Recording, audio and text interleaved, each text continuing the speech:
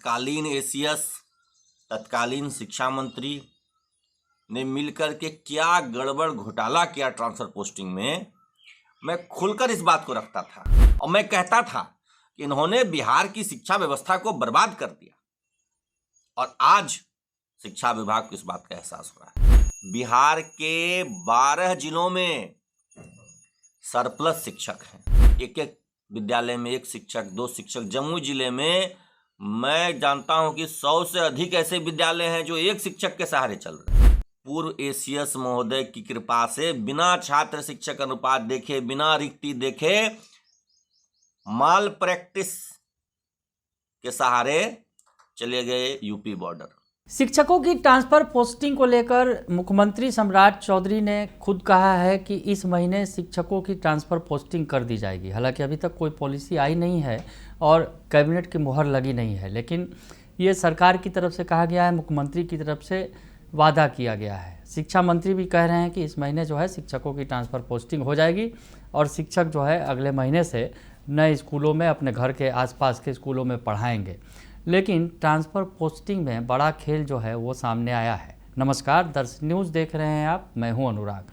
शिक्षकों की transfer posting का वादा तो सरकार ने कर दिया है, लेकिन इसके पहले शिक्षकों की जो ट्रांसफ़र पोस्टिंग की गई थी उसमें बड़ा खेल हुआ था। इस खेल को उजागर किया है जो शिक्षक नेता हैं अमित विक्रम। उन्होंने कहा है कि किस तरह से ट्रांसफ़र पोस्टिंग की गई, पूरी पोल खोल कर रख दी है और अब इसकी वजह से जो है ट्रांसफ़र पोस्टिंग का मामला पूरी तरह से फंस चुका है। और जो छात्र शिक्षक अनुपात है वो जो जिलों से रिपोर्ट आई है वो चौंकाने वाली है। तो सबसे पहले बिना देर किए अमित विक्रम का बयान सुनते हैं, जो शिक्षक नेता हैं, लगातार शिक्षकों के हक़ की लड़ाई लड़ते हैं। उन्होंने बड़ा खुलासा किया है शिक्षकों की ट्रांसफ़र पोस्टिंग को लेकर कि पहले क्या किया गया और अब जो है मामला कितना फंस गया है। इतना आसान नहीं होगा कि शिक्षकों की ट्रांसफ़र पोस्टिंग हो सके सही तरीके से। क्या कह रहे हैं, सुन लीजिए आप। नमस्कार शिक्षक साथियों। ट्रांसफर पोस्टिंग और रैशनलाइजेशन को लेकर के मैं जो लगातार पिछले 1 साल से जो बातें मैं कह रहा हूं, अब शिक्षा विभाग की भी उस मुद्दे पर नींद खुली है। याद है साथियों, पिछले साल जब ट्रांसफर पोस्टिंग हुई थी तो मैं सिंगल पर्सन था जो खुलेआम ट्रांसफर पोस्टिंग में हुई गड़बड़ियों के खिलाफ आवाज उठा रहा था। सिंगल पर्सन था। तत्कालीन एसीएस, तत्कालीन शिक्षा मंत्री ने मिलकर के क्या गड़बड़ घोटाला किया ट्रांसफर पोस्टिंग में, मैं खुलकर इस बात को रखता था। और इस बात से तत्कालीन एसीएस महोदय, जो शिक्षकों के मसीहा बने हुए थे, बहुत नाराज होते थे। बहुत कुछ मेरे खिलाफ उल्टा सीधा सब जगह बोलते थे। बड़े बड़े राजनेताओं से मेरी शिकायत करते थे और मैं कहता था कि इन्होंने बिहार की शिक्षा व्यवस्था को बर्बाद कर दिया। और आज शिक्षा विभाग को इस बात का एहसास हो रहा है। कैसे एहसास हो रहा है? अब जब सभी विद्यालयों से छात्रों की संख्या और शिक्षकों की संख्या के संबंध में रिपोर्ट मांगा गया है, तब जाकर के शिक्षा विभाग के पदाधिकारियों का होश उड़ गया। होश क्या है जानते हैं? बिहार के 12 जिलों में सरप्लस शिक्षक हैं। ये वर्ड सुनते ही आपको मेरी याद जरूर आती होगी, surplus teachers. Because I was the single person जो लगातार सरप्लस टीचर्स की बात में बोलता रहता था। मैं क्यों बोलता था पता है? क्योंकि जो पटना से दूर वाले जिले हैं, खास करके कोसी सीमांचल के जो इलाके हैं, जमुई है, बांका है, इन सब जगहों में क्या हुआ है, खाली पड़ गए हैं ये सारे जिले। खाली, एक एक विद्यालय में एक शिक्षक, 2 शिक्षक। जमुई जिले में मैं जानता हूं कि 100 से अधिक ऐसे विद्यालय हैं जो एक शिक्षक के सहारे चल रहे हैं। ऐसे मध्य विद्यालय हैं जो 2 शिक्षक के सहारे चल रहे हैं। यही स्थिति किशनगंज में, अररिया में, कटिहार में, सहरसा में, मधेपुरा में है। इतनी खराब स्थिति। तो कहाँ गए सारे शिक्षक? इतनी बहाली हुई, 3 लाख शिक्षकों की बहाली हुई, गए कहाँ सारे शिक्षक? ये सारे शिक्षक पूर्व एसीएस महोदय की कृपा से बिना छात्र शिक्षक अनुपात देखे, बिना रिक्ति देखे, माल प्रैक्टिस के सहारे चले गए यूपी बॉर्डर। और यूपी बॉर्डर या पटना से जो नजदीक वाले जिले हैं, 12 जिलों में सरप्लस टीचर, सरप्लस। ये रिपोर्ट है, विभागीय रिपोर्ट जो सब जिलों से आई है। सिवान, गोपालगंज, रोहतास, कैमूर, बक्सर, आरा, पटना, मुजफ्फरपुर, बेगूसराय, ये सब सरप्लस हैं। और थोड़े बहुत सरप्लस नहीं है, छात्र शिक्षक अनुपात होना चाहिए 30:1। इन जिलों में अनुपात है 20:1, 17:1, 18:1।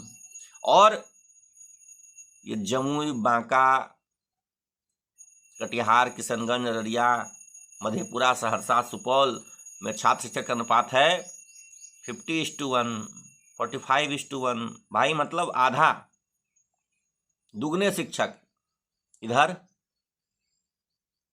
आधे शिक्षक इधर। सोचिए। और ये सब क्यों हुआ? क्योंकि पिछली बार जो ट्रांसफर पोस्टिंग हुई उसमें ना तो रिक्ति का ख्याल रखा गया और ना ही पीटीआर का ख्याल रखा गया, जो पीपल टीचर रेशियो होना चाहिए। कोई ख्याल नहीं, मनमाने ढंग से पोस्टिंग। सारे यूपी के लड़के लड़कियां जिनकी बहाली हुई थी, जो दक्षिण बिहार के जिलों में थे, जो कोसी सीमांचल में थे, उन सब को पूर्वी बिहार और कोसी सीमांचल से, अंग प्रदेश इलाके से उठा करके भेज दिया गया सबको यूपी बॉर्डर के जिलों में। खाली हो गए सारे विद्यालय। इसके लिए कौन जिम्मेदार था? किसने किया? के पाठक साहब ने तो सबको भेजा था कि नहीं, बिहार के कोने कोने में एक भी स्कूल खाली नहीं रहना चाहिए, सब जगह पोस्टिंग हो। फिर यह खेल कैसे हो गया? कौन जिम्मेदार है इसके लिए? सरकार को तब जवाब देना चाहिए ना, ये गड़बड़ ट्रांसफर पोस्टिंग किसने की, कौन है इसके लिए रिस्पॉन्सिबल? अब कह रहे हैं रैशनलाइजेशन करेंगे। करिए रैशनलाइजेशन, करिए बहाली, है पैसा सरकार के खजाने में जो बहाली करेंगे। अब तो जितना शिक्षक है उसी से पढ़वाना है, बहाली तब होगी नहीं क्योंकि सरकार का खजाना खाली है। रैशनलाइजेशन करना पड़ेगा क्योंकि रिपोर्ट आ रही है बार बार, जितने शिक्षक चाहिए उससे कहीं ज़्यादा शिक्षक बहाल हो गए हैं। सरप्लस सारण से, सिवान से, गोपालगंज से, कैमूर से, बक्सर से, रोहतास से रिपोर्ट आ रही है, हमारे यहाँ सरप्लस हैं, ले जाइए हमारे यहाँ से शिक्षक। कहीं 3,000 ज़्यादा है, कहीं 4,000, कहीं 5,000 शिक्षक ज़्यादा है, भेजिए इनको। मैं अभी भी कहता हूं कि जो यूपी से आए शिक्षक शिक्षिकाएं हैं, इनको हर जिले में बांटिए, हर जिले में बांटिए। जिस अनुपात में इनकी बहाली हुई है उसी अनुपात में हर जिले में इनकी पोस्टिंग होनी चाहिए। सब के सब ये बक्सर, कैमूर, रोहतास चले जाएंगे और वहां के जो शिक्षक हैं वो कहाँ जाएंगे? जिनका घर है बक्सर, कैमूर, रोहतास, सिवान, गोपालगंज, छपरा, वो कहाँ जाएंगे?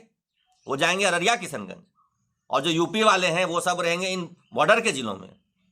ये बहुत गलत परिपाटी बनाई गई है, बहुत गलत तरीके से ट्रांसफर पोस्टिंग हुई।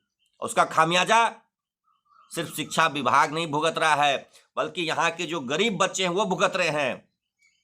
जमुई, मुंगेर, बांका, कटिहार, किशनगंज, सहरसा, मधेपुरा, इन क्षेत्र के जो छात्र हैं, जो शिक्षा ग्रहण करने वाले बच्चे हैं, उनकी स्थिति दयनीय है क्योंकि स्कूलों में शिक्षक नहीं बचे।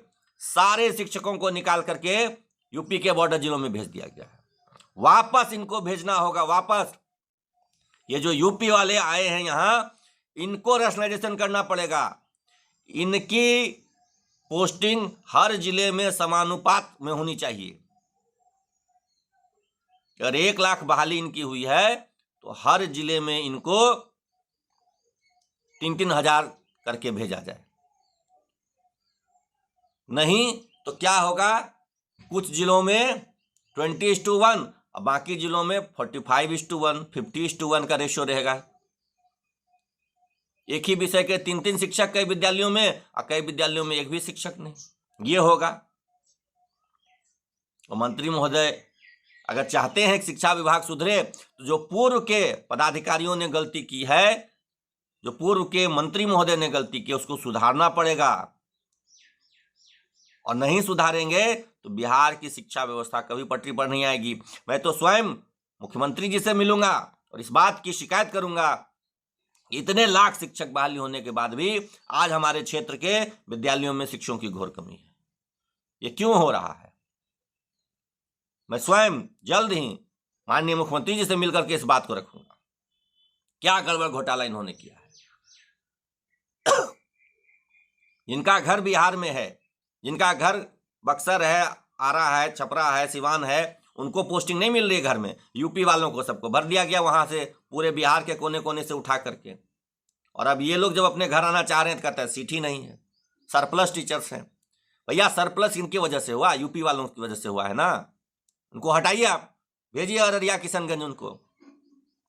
और जिनका मूल निवास जिस जिले में है उनको वहां पोस्टिंग आपको देनी होगी। धन्यवाद। तो सुना आपने कि अमित विक्रम बता रहे हैं कि किस तरह से शिक्षकों की ट्रांसफ़र पोस्टिंग में पहले खेल खेला गया। पहले के जो शिक्षा मंत्री थे, पहले के जो शिक्षा विभाग के अपर मुख्य सचिव थे, किस तरह से ट्रांसफ़र पोस्टिंग की गई कि मामला पूरी तरह से फंस गया है। यूपी के जो शिक्षक थे उन्हें बिहार के बॉर्डर पर तैनात कर दिया गया, बिहार के बॉर्डर के जो ज़िले हैं वहाँ पर स्कूलों में रख दिया गया, और जो उधर के शिक्षक थे उन्हें दूर दराज के इलाकों में भेज दिया गया। तो ऐसे में ट्रांसफ़र पोस्टिंग में ही पूरा झोलझाल हो गया। ट्रांसफ़र पोस्टिंग की जो प्रक्रिया अब जो अगर सरकार करेगी, फिर से लोगों को अपने घर भेजेगी, और जो उनके घर के आसपास के पंचायत में महिला शिक्षकों को उनको ट्रांसफ़र करने का जो नियम बनाया जा रहा है, जो बातें जो निकल कर सामने आई थी, खुद मुख्यमंत्री सम्राट चौधरी ने ही कहा था कि महिलाएं जो हैं वो बगल के पंचायत में तैनात होंगी और जो पुरुष शिक्षक हैं वो बगल के प्रखंड में तैनात रहेंगे। तो ऐसी स्थिति में सबको अपने घर पर लाना भी इतना आसान नहीं होगा। और सबसे बड़ी बात कह रहे हैं कि कम से कम 12 ज़िलों में हालात ये हैं कि ज़रूरत से कहीं ज़्यादा शिक्षक हैं।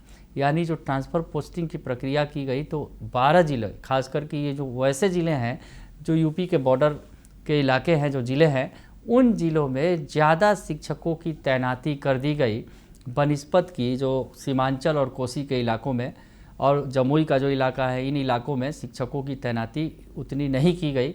वहाँ शिक्षकों की कमी है। और ये सब जो ज़िले हैं उसमें पटना ज़िला भी शामिल है, वहाँ पर शिक्षकों की भरमार है, ज़रूरत से ज़्यादा शिक्षक हैं। तो सबसे पहले रेशनलाइजेशन जो है उस प्रक्रिया को अपनाना होगा, शिक्षकों को इधर उधर करना होगा, उसके बाद ही ट्रांसफ़र पोस्टिंग की प्रक्रिया संभव हो सकेगी। अब आगे देखिए होता है क्या, लेकिन बड़ा खुलासा कर दिया है शिक्षक नेता अमित विक्रम ने कि किस तरह से पहले शिक्षकों की ट्रांसफ़र पोस्टिंग को लेकर बड़ा खेल किया गया है। बने रहिए दर्श न्यूज़ के साथ, तमाम खबरों से आपको अपडेट रखेंगे।